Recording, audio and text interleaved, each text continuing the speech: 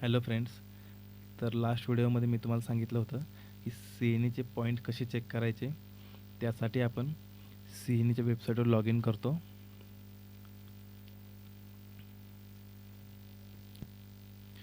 तर वेबसाईटवर आल्यानंतर इथे तुम्हाला पार्टिसिपेंट्सचा ऑप्शन दिसेल.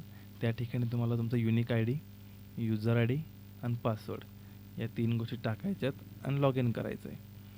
बट खूप साऱ्या स्टुडंटकडे युनिक आय डी आणि युजर आय डी नाही आहे किंवा काही स्टुडंटला पासवर्डही माहीत नाही आहे. तर तो कुठून शोधायचा? तर त्यासाठी आपल्याला महाराष्ट्र नर्सिंग काउन्सिलच्या वेबसाईटवर जायचं आहे.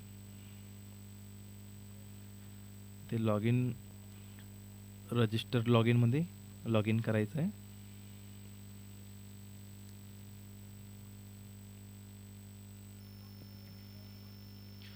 तर या रजिस्टर लॉग इनच्या पेजवर आल्यानंतर इथे आपल्याला लॉग इनवर क्लिक करायचं आणि सर्वात खाली फॉरगॉट युजर नेम म्हणून ऑप्शन आहे ते क्लिक करायचं.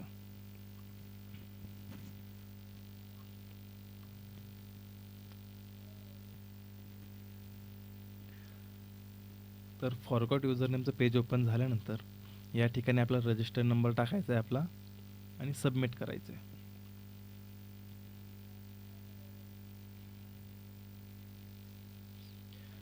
सबमिट केल्यानंतर या ठिकाणी खाली आपल्याला आपला ईमेल आय डी व मोबाईल नंबर दिसेल.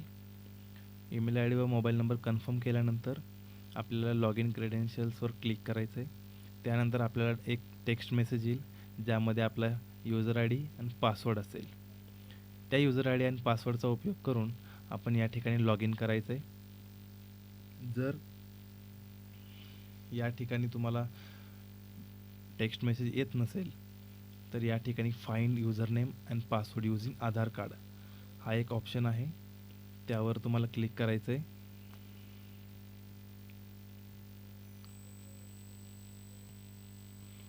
यावर क्लिक केल्यानंतर इथे एक आधार कार्ड नंबर टाकायचा आहे आपला आणि ईमेल आय डी टाकायचा आहे. त्यानंतर डायरेक्टली आपल्याला शो पासवर्ड करायचं आहे. तर आपल्याला पासवर्ड दिसून जाईल आणि युजर आय डी दिसून जाईल. आय डी आणि पासवर्ड आपल्याला भेटल्यानंतर आपल्याला या ठिकाणी लॉग इन करायचं आहे.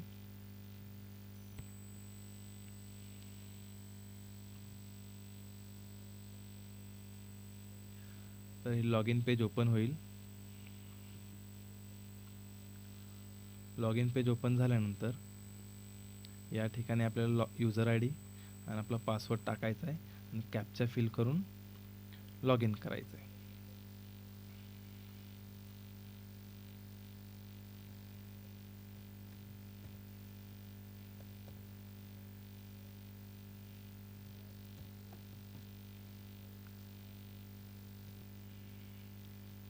तर युजर लॉग इनमध्ये लॉग इन केल्यानंतर या ठिकाणी तुम्हाला तुमचा युजर आय डी दिसत असेल व त्यानंतर इथे एक यू एच आय डी असेल.